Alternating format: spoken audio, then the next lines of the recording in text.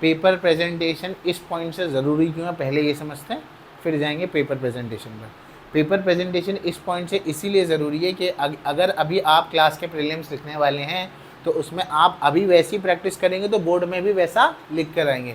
आपको प्रेजेंटेशन की टिप्स ही लेट मिलेगी तो आप उस पर अमल करेंगे पूरी तरह से नहीं हो पाएगा अमल आपसे। तो पेपर प्रेजेंटेशन करना एग्ज़ाम में बहुत ज़्यादा इम्पॉर्टेंट है। अब पहली बात मैं क्लियर कर दूँ, पेपर प्रेजेंटेशन का मतलब ये बिल्कुल नहीं है कि मेरी अच्छी हैंडराइटिंग है तो मेरा पेपर प्रेजेंटेशन हो गया और मेरी ख़राब हैंडराइटिंग है तो मेरा पेपर प्रेजेंटेशन नहीं हो सकता। ये सबसे बड़ा मिथ है। तो जिनकी हैंडराइटिंग अच्छी है, हाँ उनको एडवांटेज है, हल्का सा थोड़ा सा एडवांटेज है, पर जिनकी हैंडराइटिंग ख़राब है ऐसा बिल्कुल नहीं है कि उनका पेपर प्रेजेंटेशन अच्छा नहीं होगा। एग्जाम्पल देके समझाता हूँ, समोसे का एग्जाम्पल देता हूँ, खुश हो जाओगे समोसे का एग्जाम्पल दे दो। आपने एक समोसे को प्लेट में सर्व किया और एक आपको पेपर में मिला। जो प्लेट में सर्व होके मिला थोड़ा सा सॉस बना दिए, सॉस डाल दिए, स्माइली लगा दिए, लो समोसा ले लो 50 रुपये मिल गए। पेपर में ले लिए 12 रुपये का समोसा मिल गया, बराबर है।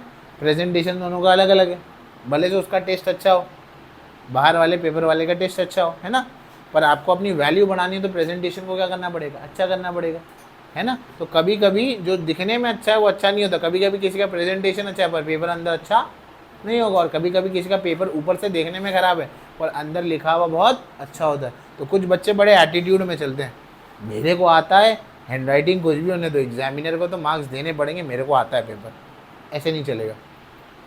मेहमान आते तो क्या आप ऐसे उठ के चले आते हैं क्या, नहीं ना, प्रेजेंटेबल हो के आते ना, वरना मेहमान आइंदा आपके घर पे नहीं आएंगे, बराबर ना। तो बस ये जो है मेहमान के पास पेपर जाने वाला है, उसको अच्छे से परोस के दो। अब अच्छे से परोसने की टिप क्या है, ज़रा ध्यान से सुनिएगा। पहली बात, जब बच्चा पेपर पे, आज हम मराठी की बात करें स्पेसिफिकली, हर पेपर की हर जैसे जैसे टाइम मिलेगा वैसे वैसे मैं बताते जाऊँगा। तो अगर हम मराठी की बात कर रहे हैं यहाँ पर, तो मराठी के पेपर प्रेजेंटेशन या किसी भी पेपर प्रेजेंटेशन में पहली चीज़ आती है मार्जिन। कुछ बच्चे होते हैं, पेपर आपको एग्ज़ाम में मिलेगा तो पहले धड़ाधड़ मार्जिन बनाना शुरू कर देंगे। कितनी मार्जिन बनानी, अरे बताओ, पूछ रहा हूँ। एक मार्जिन, बस 3 मार्जिन। बोर्ड ने कितनी बोला है मार्जिन बनाने, कितनी बोला है बोर्ड ने, अगर बोर्ड ने बोला होगा तो इतनी नहीं बनाएंगे तो मार्क्स कट जाएंगे। तो बोर्ड ने कुछ भी मार्जिन बनाने नहीं बोला है, बोर्ड ने कोई भी मार्जिन बनाने नहीं बोला है, आप मार्जिन बनाते हो। क्यों बनाते हो, मार्जिन क्यों बनती है, तो मार्जिन पेपर में पहले से बन के नहीं आती अच्छा देखने के लिए, है। मार्जिन हम इसीलिए बनाते, सुनो, ये मान लो ये आपकी कॉपी है, आप कोने तक लिख रहे हैं, माइक खड़े जाएगा आवाज़ नहीं आएगी, यहाँ से बताता हूँ, यहाँ पे आप कोने तक यहाँ तक लिख दिए, बराबर है। अब टीचर पढ़ने वाला ऐसे तो पढ़ेगा नहीं, ये कोने में जाएगा नहीं, इसको पढ़ने में तकलीफ होगी, तो आप यहाँ पर मार्जिन बनाते हैं और अपने आप को याद दिलाते हैं कि मैं जब लिखता रहूँगा तो मैं इस लाइन के बाहर क्या करूँगा, लिखूँगा नहीं। तो सबसे बड़ी गलती बच्चे ये करते हैं, जब वो मार्जिन बनाते हैं तो वो क्या गलती करते हैं, वो मार्जिन के बाहर लिख देते हैं। अरे भाई तूने मार्जिन बनाया इसलिए कि इसके बाहर नहीं लिखना, मार्जिन 2 बनेगी ज़्यादा से ज़्यादा।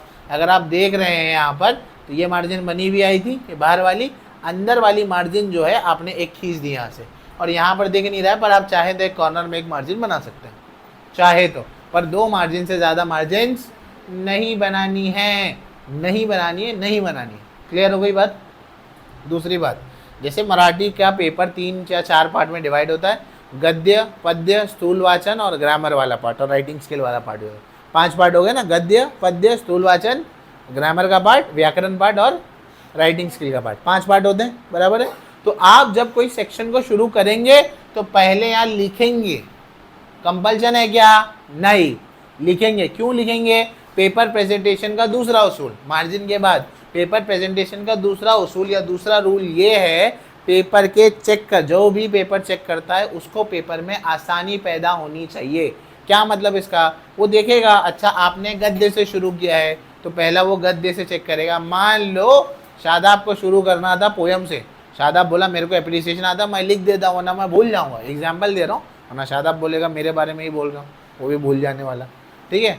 मान लो कि शादाब को एक एप्रिसिएशन आते, बोले जल्दी जल्दी लिख देता हूँ वरना दिमाग से निकल जाएगा, तो ऐसा कर सकते हैं क्या, पेपर बीच में शुरू कर सकते हैं क्या, नहीं कर सकते, कर सकते हैं, है ना। बस क्वेश्चन नंबर सही लिखना होता है। तो मान लो आपने पद्य से शुरू किया, तो आप यहाँ लिखेंगे कि मैं विभाग 2 पद्य से शुरू कर रहा हूँ, और फिर उसको क्या करेंगे, स्टार्ट करेंगे, ताकि चेक करने वाले को क्या मिल जाए, रेफरेंस मिल जाए। पेपर में आसानी पैदा करना दूसरा इंपॉर्टेंट रूल है।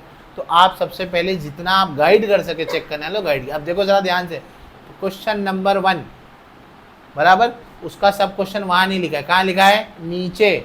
अरे दिखाई दिया, डॉट ये दिखाई दिया, इसका PDF में आपको भेज दूंगा, टेंशन नहीं लेने का, पहले यहाँ ध्यान दो, ठीक है। हाँ, अब जब भी आप उसके नीचे कृति सॉल्व करेंगे तो आपको मालूम है बॉक्सेस बनाते होंगे, आप पेपर में बनाते हो नहीं बॉक्सेस, है ना, तो वो मेरे को बताने की ज़रूरत नहीं है, ठीक है। मान लो ये कृति यहाँ पे सॉल्व हो गई है, अच्छे से कृति को सॉल्व करेंगे, ऐसा सॉल्व करेंगे नहीं देंगे कि मैंने तेरे पे एहसान किया, जा ले और समझ। पेपर वाले को ऐसे नहीं करना। पेपर वाला तुम्हारा कोई पुप्पी का बेटा नहीं लगा जो तुम्हारे लिए एफर्ट लगा के सॉल्व करेगा, हाँ भाई मैं सॉल्व करता, मेरा भांजा आया है, नहीं ना, ऐसे तो नहीं हो सकता। हाँ, तो ये सॉल्व। अब देखो यहाँ पर ये मार्कर से है, अभी जो बच्चे यूट्यूब पर देखेंगे मैं बता दूँ, मार्कर अलाउड नहीं है, ये खाली रेफरेंस के लिए बनाया गया, वरना बच्चे कमेंट में बोलते हैं क्या झूठा पेपर दे दिए, मार्कर तो अलाउड है नहीं, ये फेक पेपर है। तो ये पेपर सैम्पल पेपर है, ठीक है, किसी ने लिखा हुआ है और खुद ही चेक किया है, बोर्ड से उठा के लाई नहीं, अलाउड थोड़ी होता कि बोर्ड से लेके आएंगे पेपर, ठीक है। तो यहाँ पर बीच में एक मार्जिन बनेगी। क्यों मार्जिन बनी यहाँ पर, ताकि चेक करने वाले को आप याद दिला सके, क्या याद दिला सकें कि मेरे दोनों आंसर क्या है, ये सेपरेट है, ये मार्जिन एज ए सेपरेटर काम करेगा। तो क्या ये बनाना ज़रूरी है, ज़रूरी नहीं है, बनाएंगे तो बेहतर है, हाँ बिल्कुल बेहतर है। दूसरी बात, तीसरी बात, राइटिंग आपकी अच्छी है ख़राब है जो भी है, आंसर्स के बीच में लाइन छोड़ेंगे, मतलब दो अलग अलग आंसर जब लिखेंगे तो उनके बीच में लाइन छोड़ना है। इससे क्या होगा, थोड़ा सा खुला खुला दिखेगा, नीट और क्लीन दिखाई देगा। बात समझने आ रही है, नीट और क्लीन दिखाई। आपने बोर्ड एग्जाम के पैसे भरे हैं, आपको सप्लीमेंट मिलेगा, फॉर्म के पैसे भरे जाते हैं ना, तो सप्लीमेंट आपको मिलने वाला है, तो आप यहाँ पर ये जगह को छोड़ेंगे, ठीक है, समझ गए। देखो फिर वहाँ पर आगे नीचे सॉल्व किया गया एक ही लाइन में। कोई और चीज़ ऑब्जर्व करें आप, गौर कीजिए नंबरिंग पर, देखो क्या सिमेट्री में दी गई है ना। हम क्या करते हैं, एक नंबर यहाँ लिखते हैं तो दूसरा नंबर यहाँ, तीसरा नंबर यहाँ, चौथा नंबर यहाँ। अरे आपको सांप सीढ़ी थोड़ी खेलनी, देख रहे हो ना नंबरिंग ऐसी दी गई है। बाजू में टीचर ऐसी मार्किंग लगाकर नंबर देंगे आपको, 2 मार्क का आंसर है तो 1.5 मार्क दिए गए हैं, आधा आधा आधा आधा करके 2 मार्क दिए गए, दिखाई दिया। और फिर हर लाइन के, हर आंसर के बीच में सेपरेटर। अच्छा, ये आपको पेपर लिखते वक्त बीच बीच में बार बार लाइन बनानी है नहीं, एंड में बनानी है जब टाइम बचेगा, क्योंकि नहीं बनाओगे तो मार्क्स थोड़ी घटेंगे, पर ये बनाते बैठेगा और एग्जाम में टाइम निकल गया तो मसला हो जाएगा। क्लियर हुई बात, समझ में आया। और एक चीज़, जब एग्ज़ाम लिखते वक्त जैसा हमारा पहला पेज दिखेगा ना, वैसा आखिरी पेज दिखना चाहिए। पहले पेज से हम शुरू तो करते हैं, हीरा नंदानी जैसा दिखता है, और लास्ट रोड आया तक वो शरीफा रोड जैसा हो जाता है, गचड़ मचड़, है ना। बोले क्वेश्चन नंबर यहाँ गिर गया, मेरा आंसर वहाँ चला गया, चेक करने वाले को ले बाबा तू समझ। ऐसे नहीं करना है, आपको वही तो करना है, अपना कंपोजर मेंटेन रखना है भाई। क्या मेहमान को तीसरे दिन पे क्या फेंक के खाना दो, बोले खा और जा, नहीं ना। हाँ, तो देखो ये हो गया, देख रहे हैं यहाँ पे आंसर प्रॉपर लिखा हुआ है।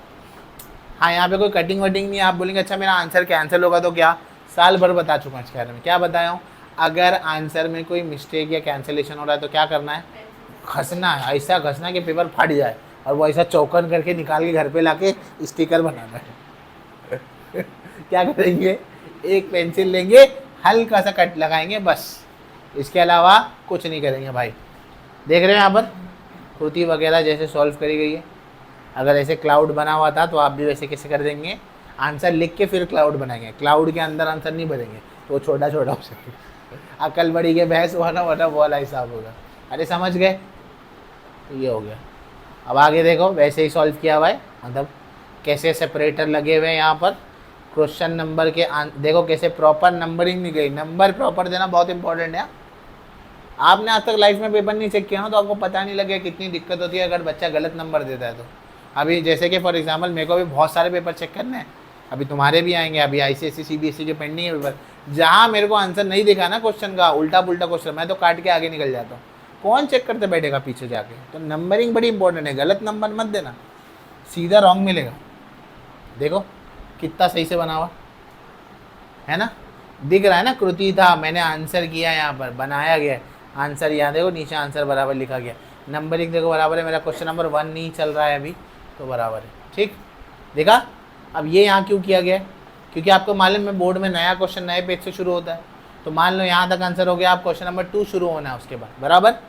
तो क्वेश्चन नंबर 1 यहीं पे खत्म हो गया, तो यहाँ से इतने लाइन पे क्या करेंगे आप, कट करेंगे, कैंसिल करेंगे, लास्ट में लाइन लगाएंगे। आपको ये लाइन लगानी है, बात समझ में आई। और याद रखो इस मार्जिन के बाद यहाँ पर इस खाली जगह अगर रहेगा तो इस पर लिखना नहीं है ना, ये खाने में लिखना है। कुछ बच्चे बोलते क्वेश्चन नंबर यहाँ लिखूंगा तो ये डब्बे में क्या कीड़े चलाएगा क्या? इसमें क्या करेगा फिर? ये डब्बे में बच्चे क्वेश्चन नंबर लिख रहे हैं, मतलब माफ कर भाई, देख रहा है ना वहाँ क्या है, मार्क्स दिए जाएंगे। टीचर के मार्क्स भरने की जगह आप ये लिख के आ गए तो तेरे मार्क्स तो गए फिर। अभी ऐसी आ रही है, पर कई महारत ये करते हो, अरे क्वेश्चन नंबर यहाँ भी है, यहाँ भी है, क्या करूँ?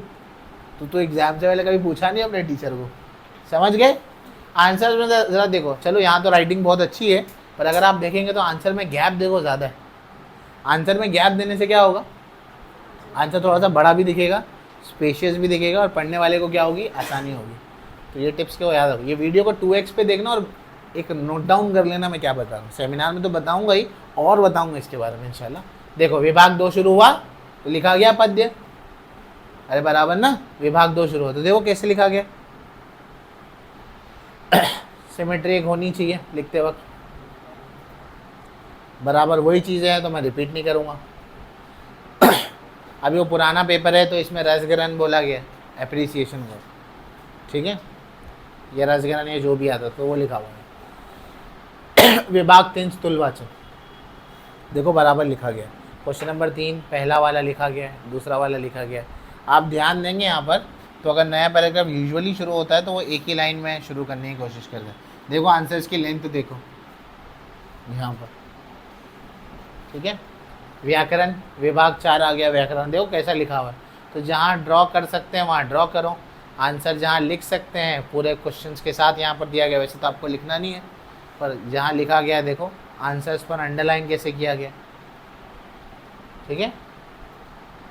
ये ग्रामर को एक सिमेट्री में सॉल्व किया गया यहाँ पर, तो यहाँ पर कोई टिप तो देने की ज़रूरत है नहीं मेरे को। फिर यहाँ पर भी कुछ ऐसा ही है, बराबर से लिखा है, देखो बराबर एक लाइन के नीचे एक लाइन, अगर यहाँ 1 लिखा है तो बराबर 2 3, तो देखो सिमेट्री कितनी अच्छी लग रही है। वरना तुम ऐसे खेलते हो पकड़म पकड़ी टीचर के साथ, तुमको वो नहीं करनी, ठीक है।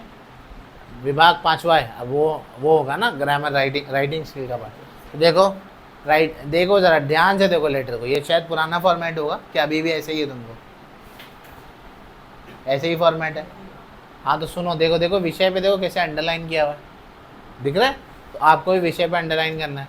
देखो ज़रा प्रति के बाद कॉमा देके कैसे एक लाइन में लिखा हुआ है, माननीय महोदय, पूरा 2 पैराग्राफ अगर नीचे बनाए गए हैं तो वो, और फिर जैसे लिखा गया देखो सिमेट्री देखो, ठीक है। सारांश लेखन वो समरी राइटिंग जो है वो लिखा गया है, ठीक है। नया क्वेश्चन बातमी लेखन रिपोर्ट राइटिंग है, तो देखो किस तरह, देखो इसमें इतने वर्ड्स पर अंडरलाइन किया गया जो इंपॉर्टेंट हाईलाइट है। मतलब वो अपनी मेहनत को बताओ वहाँ पर कि मुझे आप क्यों ज़्यादा मार्क्स देंगे बाकी लोगों से। आपका पेपर बोलना चाहिए, आप नहीं बोलने चाहिए, आपका पेपर बोलना चाहिए कि भाई मुझे क्यों ज़्यादा मार्क्स दे रहे हैं, क्योंकि मैंने ऐसे वर्ड्स और ऐसी एंट्रीज को यूज़ किया। देखो 5 मार्क है, पूरे मार्क है। क्यों? राइटिंग स्किल में मार्क्स कौन से बेसिस पे मिलते हैं? Content, format, vocabulary, grammar. समझ गए? ये 3-4 चीज़ जो है आपकी ये पक्की होनी चाहिए।